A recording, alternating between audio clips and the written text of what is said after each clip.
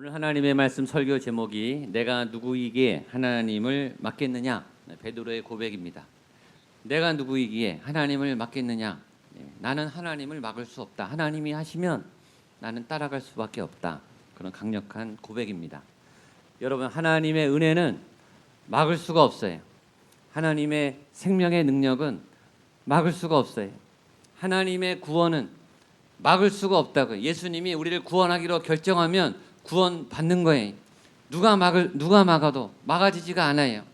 어떤 정권도, 어떤 어둠의 힘도, 어떤 질병도, 여러분 죽음도 못 막아요. 여러분들은 구원 받기로 결정된 줄로 믿습니다. 예수님이 여러분을 사랑하기로 결정하셨기 때문에 사랑 받을 줄로 믿습니다. 이곳에 한량없는 하나님의 은혜가 부어질 때 그 은혜를 외면하지 말고 막을 수 없는 그 하나님의 폭포수 같은 은혜에 여러분들이 오늘 잠기기를 바라요. 오늘 이곳에 지금 일어날 거예요. 이미 이 은혜 가운데 잠기신 분도 계실 거예요. 한 분도 빠짐없이 하나님의 막을 수 없는 그 놀라운 은혜를 경험하게 되시기를 바랍니다.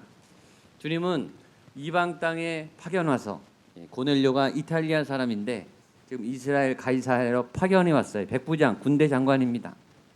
근데 그 사람은 하나님을 믿는 사람이었는데 조용하게 아무도 모르게 혼자 기도하고 말씀 보고 또 복음을 받아들이는 그런 하나님의 사람이었어요. 그리고 구제 활동도 조용히 잘했어요. 하나님은 드러내지 않고 조용히 은밀히 기도하는 신실한 사람들의 기도를 반드시 기억하십니다. 그가 베드로와 만났어요. 베드로는 지금 초대교회 예루살렘의 수장입니다. 교회 전체 영적 대표입니다.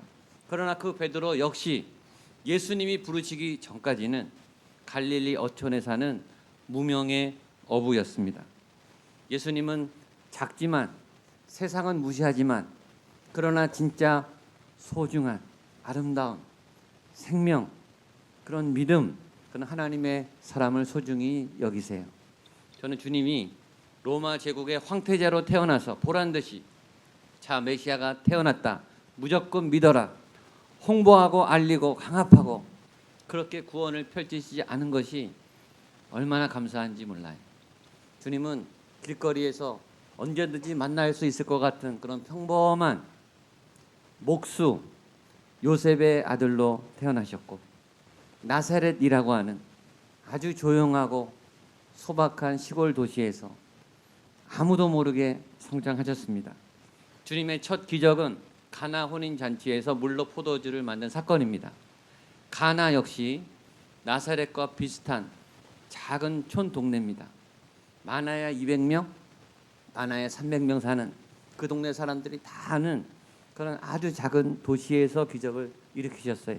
그 기적도 봐라 내가 물로 포도주를 만들었다 짠 하고 드러내신 게 아니에요.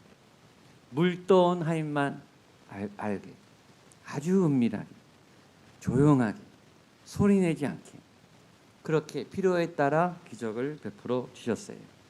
예루살렘에 있는 탁월한 엘리트들, 정치, 경제, 종교적인 특혜를 받은 그런 엘리트들을 데리고 12제자를 삼지 않으시고 갈릴리 어촌의 소박한 평범한 아무도 알아주지 않는 그런 어부들과 평범한 시민들을 데리고 제자 삼으셨습니다.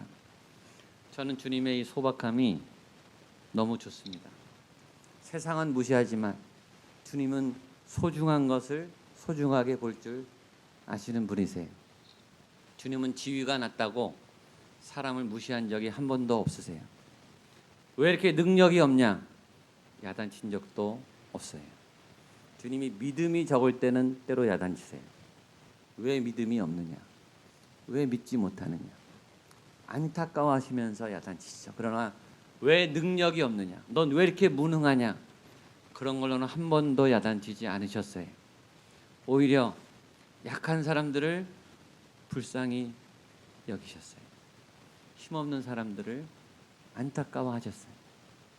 아픔이 많은 사람들, 가슴이 끓어오르는 질병이 많은 사람들을 보고 눈물을 흘리셨어요.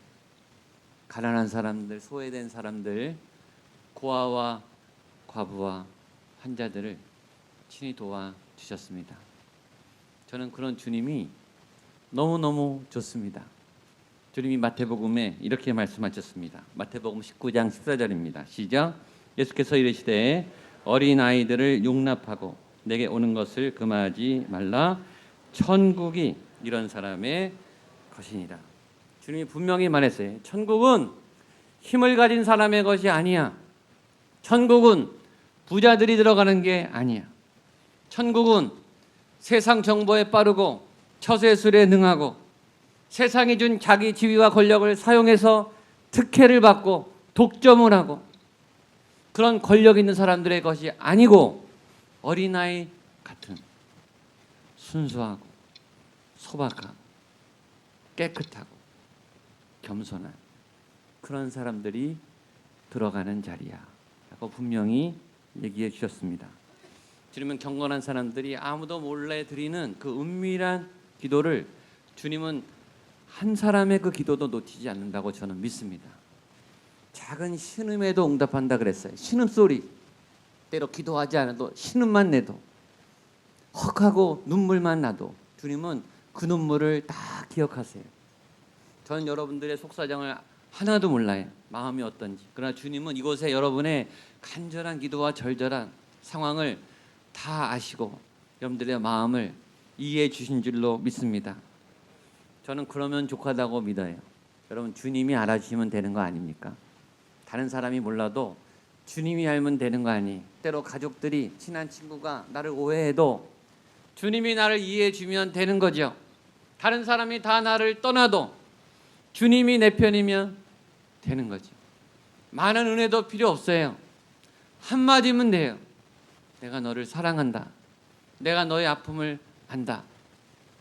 많은 은혜도 필요 없어요. 주님의 옷자락 한 번 붙잡으면 된다고요. 그 옷자락을 잡으러 여기 오셨잖아요. 그런데 주님의 능력은 신기해서 그 옷자락을 잡으면 그 옷자락에 대한 생각 때문에 주님을 따라가지 않을 수가 없어요. 주님의 그 만남이 너무 소중해서 주님을 만나는 순간 그 폭포수 같은 주님의 은혜가 물밀듯이 막 밀려 들어와서 주님을 진짜 만난 분들은요 주님을 따라다니기 시작해요. 여기 여러분들이 주님을 따라오신 거예요. 그 맛을 아니까. 여기 제가 강제로 오라 그런 것도 아니고 출석 부른 것도 아니고 협박한 것도 아니에요. 다 스스로 오신 거예요. 주님의 그 사랑을 알기 때문에. 주님의 사랑을 한 번 경험하면 빠져나올 수가 없어요. 죽음도 못 이겨요. 죽음도 못 막아요. 그 영원한 하나님의 물밀듯이 부으시는 그 사랑이 오늘 저에게도 여러분에게도 부어질 줄로 믿습니다. 그러니까 예배는 그 은혜에 이렇게 잠기면 되는 거예요. 설교를 이렇게 잘 듣고 찬양을 잘하고 그런 예배 행위보다 더 중요한 것은 또 하나님의 은혜에 그냥 잠기면 돼요. 한 말씀, 한 단어, 한 문장, 한 곡조라도 깊은 터치가 일어나면 그걸로 충분합니다. 그런 은혜가 저와 여러분에게 나타나게 되기를 축복합니다. 지난주에 베드로가 이방인의 집 고넬료의 집에 가서 설교를 했고 설교하는 중에 성령님이 임했고 성령님이 임하자 세례를 베풀었습니다. 오늘은 그 이후에 후폭풍 베드로가 그런 돌발적인 일을 했을 때 유대인들이 격하게 흥분하고 공격합니다. 그 일에 관한 메시지입니다. 첫 번째, 이 일이 소문이 났고 베드로는 아주 맹렬한 공격을 받게 됩니다. 1절로 3절입니다. 시작. 유대에 있는 사도들과 형제들이 말씀을 받았다함을 들었더니 베드로가 예루살렘에 올라갔을 때에 할례자들이 비난하여 이르되 내가 무할례자의 집에 들어가 함께 먹었다 하니. 여러분 베드로도 이미 알고 있었어요. 이게 위험한 일인 거 알고 있었고 불법인 거 알고 있었는데도 들어갔다고요. 그때 성령님에 이끌려서 들어갔고 설교를 하게 됐고 설교하다 보니까 성령님이 임했고 이방인들에게 세례를 줬어요. 근데 여러분 베드로는 지금 초대교회 대표, 예루살렘 교회 대표이고 지금 전 세계적으로 교회가 막 일어나는데 그때 총괄 대표예요. 총괄 대표. 여러분 대표 리더는 다 그 스케줄을 알고 있죠. 사람들이. 그리고 뭐 하는지 다 관심이 많아요. 그러니까 베드로가 이방인의 집에 가서 세례를 베풀었다. 유대인이 해서는 안 될 전통과 율법을 깨뜨렸다. 이 소문이 쫙 퍼진 거예요. 그리고 이 소문을 듣자마자 유대인들이 반발하기 시작했어요.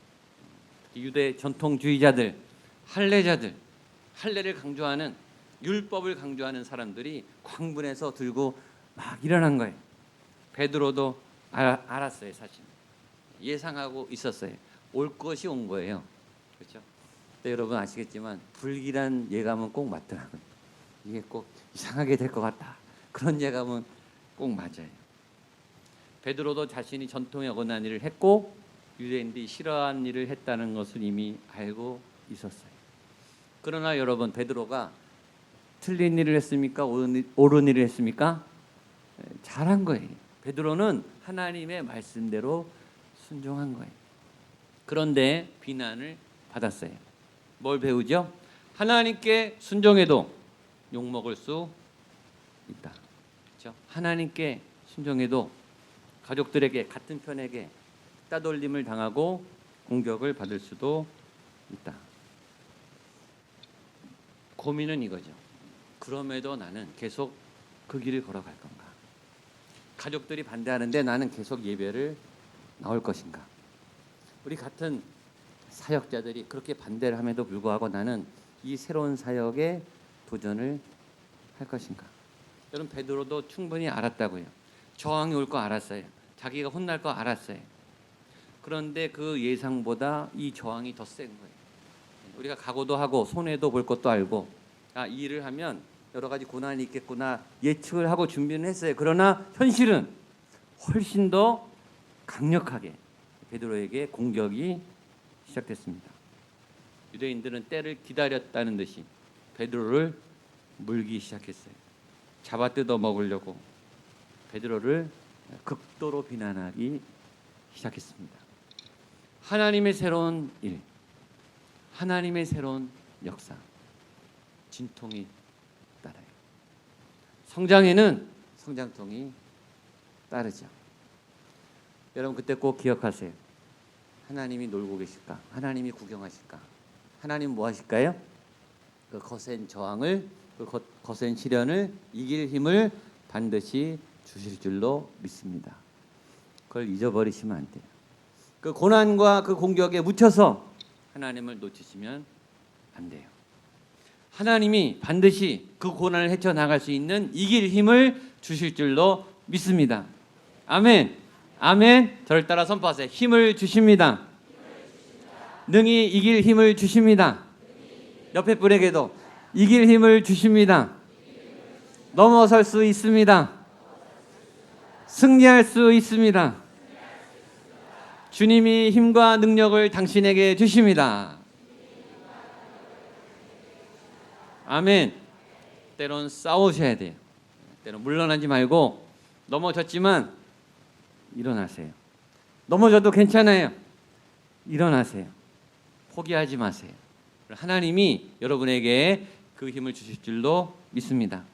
근데 가만히 보니까 이 유대인들이 왜 이렇게 헐뜯고 물어뜯는가 보니까 소문을 듣고 하는 거예요. 소문을 보겠습니다. 2절과 3절입니다. 시작. 베드로가 예루살렘에 올라갔을 때 할례자들이 비난하여 이르되 내가 무할례자의 집에 들어가 함께 먹었다 하니.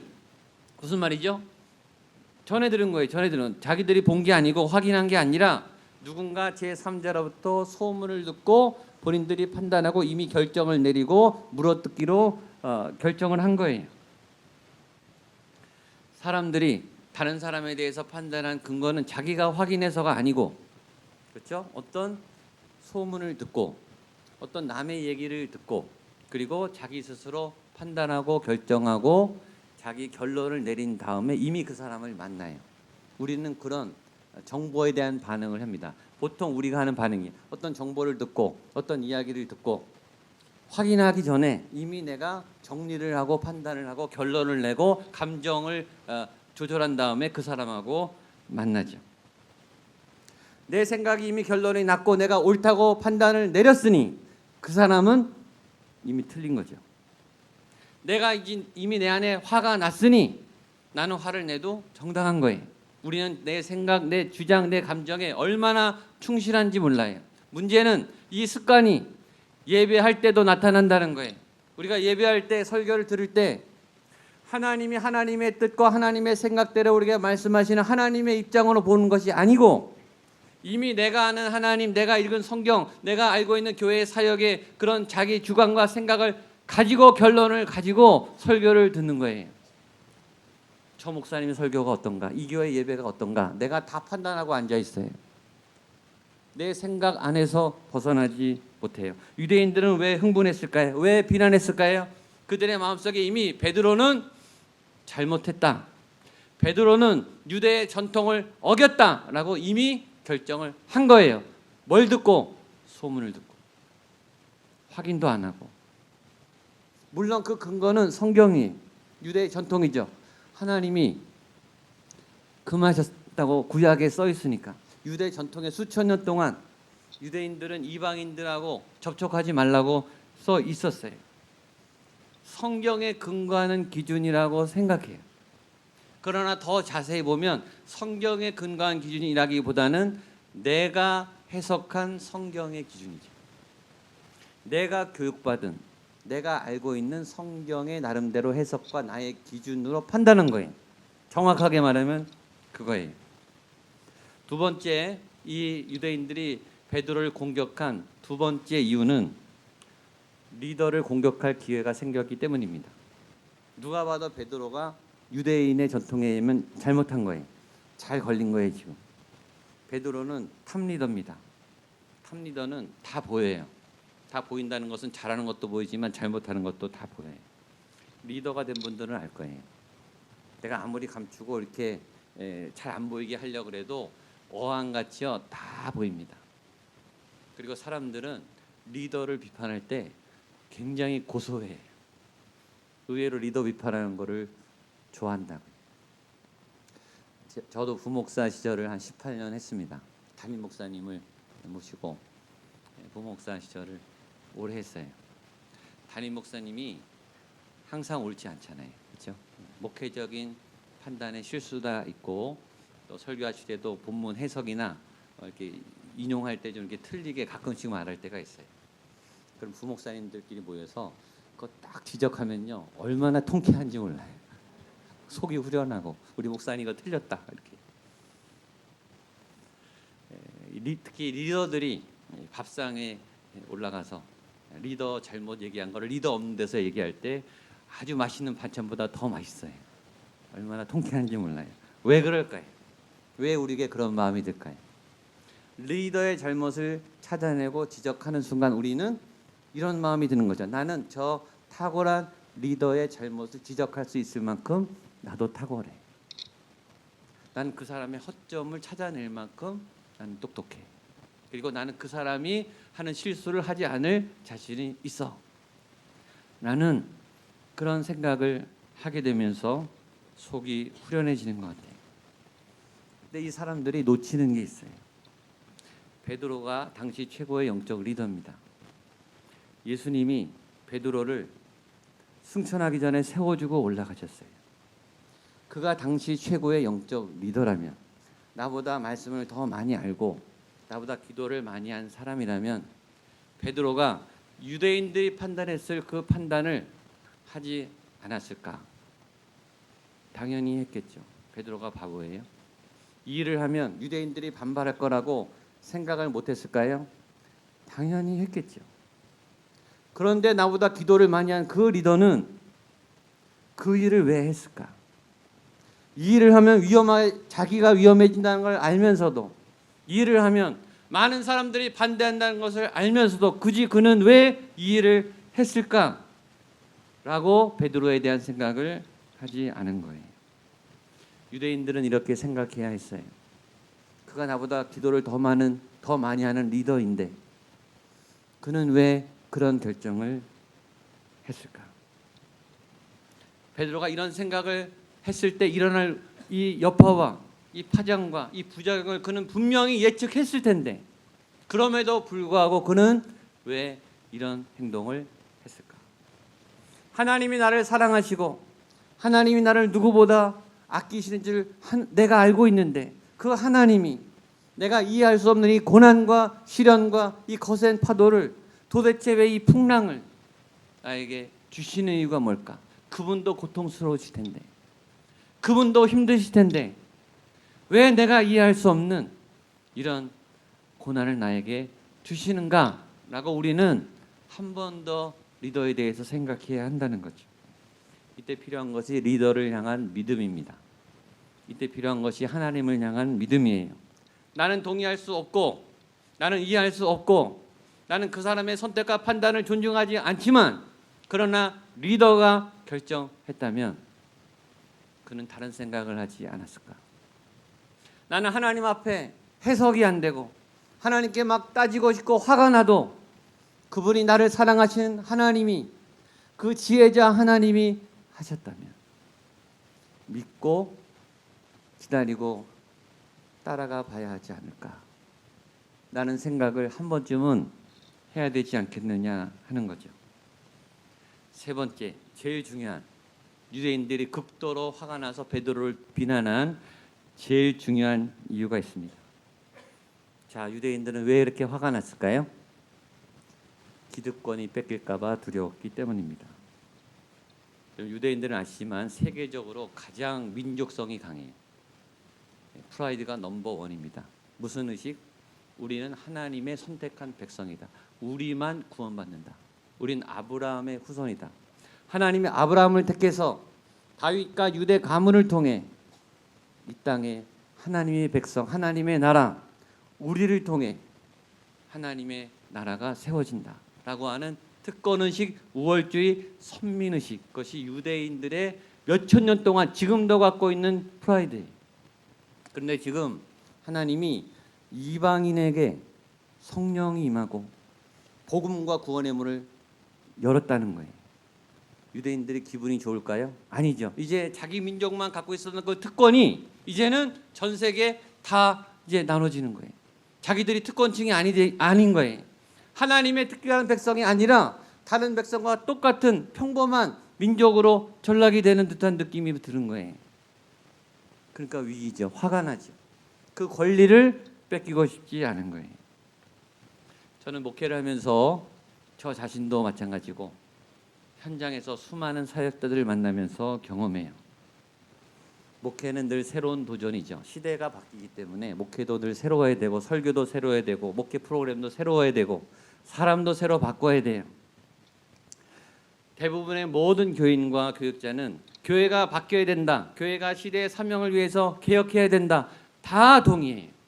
반대하는 사람은 한 사람도 없어요. 그러나 교회는 바뀌어야 되는데 나는 안 바꿨으면 좋겠다. 대부분 그래요. 저도 마찬가지고. 저 사람은 바뀌어야 되고, 저 사람은 내려놔야 되고, 저 사람은 떠나야 되고, 저 교회는 해체시켜야 되고, 저 조직은 완전히 새로 개편해야 된다. 그건 다 알아요. 그런데 나는 안 바뀌었으면 좋겠어요. 우리 조직은 안 건드렸으면 좋겠어요. 그것이 우리의 마음이에요. 다른 사람은 떠나도 괜찮고, 다른 사람은 바꿔야 되고, 다른 사람은 비워야 되고, 다른 사람은 다 내려놔야 하지만 나는 아직은 못 떠나겠어요. 왜냐하면 내가 이 자리까지 오느라고 얼마나 힘들었는데, 교회 와서 이렇게 정착하기까지 얼마나 많은 눈물과 땀을 흘렸는데 나는 못 내려가요. 나는 못 나가요. 그게 기득권이에요. 그게 저와 여러분 안에 있는 유대인들이 갖고 있는 기득권이에요. 그래서 화가 난 거예요. 자, 이제 마이크가 베드로에게 넘어갔습니다. 막 비난을 받은 베드로가 이제 말을 하는데, 베드로의 말을 잘 보셔야 돼요. 오늘 메시지 핵심이에요. 이 베드로의 말로 분위기가 화해가 일어나요. 설득이 된다고요. 도대체 어떤 이 영성을 가진 이 베드로의 이 언어가 그 화가 난 유대인들의 마음을 잘 다독거렸는지, 이 화법을 잘 보세요. 자, 4절과 5절입니다. 시작. 베드로가 그들에게 이 일을 차례로 설명하여 이르되, 내가 요빠시에서 기도할 때 황홀한 중에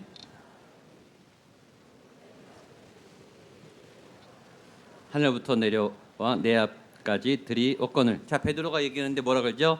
내가 요빠에서, 내가, 주어가 내가, 그리고 하늘로부터 내 앞에 도착해서 드리워지거늘. 베드로가 경위를 설명하는데 자기 입장에서 생각하죠. 그렇죠? 이걸 아이 메시지라 그래. 대화법에서 아이 메시지. 이건 내가 경험했다. 이건 나의 일이다. 이건 내가 경험했다고 하는 말은 첫 번째, 이건 나의 주관적인 경험이다. 그렇게 말할 수 있는 거예요. 이것은 내 경험이고 내가 개인적으로 경험한 거다. 주관적이다. 그 말은 두 번째, 나는 틀릴 수도 있다는 거죠. 그렇죠? 이건 내 경험이기 때문에 내 주관적인 해석이고 경험인 거다. 나도 틀릴 수가 있다. 이런 거예요. 그러나 세 번째, 그러나 내가 경험한 거다. 나에게는 이건 사실이다. 분명히 사실을 얘기하는 거예요. 아셨죠? 이건 내가 경험했고 내가 해석하고 또 내가 경험한 거에서 실수나 오류가 있을 수 있으나 그러나 나에게는 이것은 굉장한 실제적 경험이다. 이렇게 말하는 거예요. 두 번째, 베드로가 말해요. 내가 기도할 때 큰 보자기가 내려왔는데 나도 하나님께 저항했다는 거죠. 그렇죠? 베드로가 하나님의 계시가 임했을 때 뭐라 그러죠? 주여 그럴 수 없나이다. 주님 구약에서 하지 말라고 했는데 내가 왜 합니까? 나 못합니다. 베드로 자기도 저항했다는 거예요. 자기도 율법을 알고 유대인 전통을 알기 때문에 하나님 나는 할 수 없습니다. 하나님 왜 하라고 그러십니까? 나 못합니다. 라고 세 번이나 완강하게 저항했다. 무슨 얘기죠? 지금 유대인들이 갖고 있었던 생각을 나도 똑같이 했다는 거예요.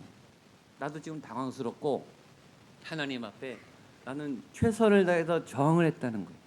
그러나 세 번째, 그런데 성령님이 세 번이나 강력하게 이 일을 나에게 알려주셨다. 자, 보겠습니다. 15절 16절 시작. 내가 말을 시작할 때에 성령이 그들에게 임하시기를 처음 우리에게 하신 것 같이 하는지라. 내가 주의 말씀에 요한은 물로 세례를 베풀었으나 너희는 성령으로 세례를 받으리라 하신 것이 생각나노라. 자, 내가 말을 하는데 그때 성령님이 임하셨더라. 그 성령님이 고넬료의 집에 임했는데 그 현상이 뭐냐면 우리가 오순절날 사도행전 2장에 유대인들 120명이 모였을 때 성령님이 처음 임했던 그 똑같은 현상이 이방인 고넬료의 집에서 내가 설교하는 중간에 똑같이 일어났다. 그 얘기를 하는 거예요. 주어가 이제는 성령님으로 바뀌어요. 내가 경험해서 이제는 성령님이 우리가 모순절 마가의 다락방에도 우리가 성령님을 끌어내는 게 아니라 성령님이 주권적으로 임하셨듯이 지금 이방인의 집에 최초의 이방인의 집에서 설교를 하는 그 순간에 그 똑같은 성령님이 오순절 마가의 다락방의 현상처럼 똑같이 성령님이 임했다. 그 다음 바로 그때 내가 예수님이 하신 말씀이 탁 하고 떠올랐다. 이거예요. 16절 제가 읽을게요. 내가 주의 말씀에 요한은 물로 세례를 베풀었으나 너희는 성령으로 세례를 받으리라 하신 것이 생각난다. 마침 그때 예수님이 옛날에 하신 그 말씀이 번뜩하고 떠올랐다는 거예요. 여러분 어떤 순간에 갑자기 말씀이 이렇게 툭 튀어오를 때가 있죠. 어떤 찬양의 가사가 이렇게 탁 튀어오를 때가 있어요. 번뜩 이게. 그게 계시예요, 계시. 그런 거는 거의 하나님의 응답일 경우가 많아요. 내가 과거에 알았지만 잊고 있어서 어떤 말씀이나 계시나 어떤 힌트나 지혜가 어느 순간에 이렇게 탁 떠오를 때가 있어요. 기가 막힌 순간에. 그런데 성령님 임하는 그 순간에 지금 부활 승천에서 안 계신 그 예수님이 살아계실 때 하셨던 그 말씀이 번뜩 떠올랐다. 이렇게 얘기를 하는 거예요. 그리고 마무리합니다. 마지막 17절로 18절 시작. 그런즉 하나님이 우리가 주 예수 그리스도를 믿을 때 주신 것과 같은 선물을 그들에게도 주셨으니 내가 누구이기에 하나님을 능히 맡겠느냐 하더라. 그들이 이 말을 듣고 잠잠하여 영광을 돌려 이르되 그러면 하나님께서 이방인에게도 생명 얻는 회개를 주셨도다 하느라. 아멘. 다 해결됐죠? 아멘. 놀라운 은혜가 여러분에게도 나타나게 되기를 축복합니다. 베드로의 고백. 내가 누구이기에 하나님을 능히 맡겠느냐. 지금 하나님이 성령님이 강권적으로 지금 가고 있는데 내가 이걸 어떻게 맡겠느냐. 이거는 하나님이 하시고 계십니다. 다른 말로 이런 거죠. 내가 막는다고 막아지겠느냐. 니네가 막는다고 막아지겠느냐. 나도 못 막고 니네도 못 막어. 이건 따라가야 돼. 그 얘기. 하나님이 하신 일은 누구도 못 막아요. 제가 서두에 말했죠. 하나님의 물밀듯이 오시는 그 은혜와 생명은 어떤 권세도 못 막아요. 저는 하나님이 우리 대한민국에 복을 주실 줄로 믿습니다.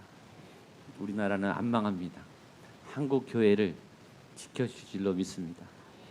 여러분에게 흐르는 그 생명의 은혜는 누구도 못 막을 줄로 믿습니다.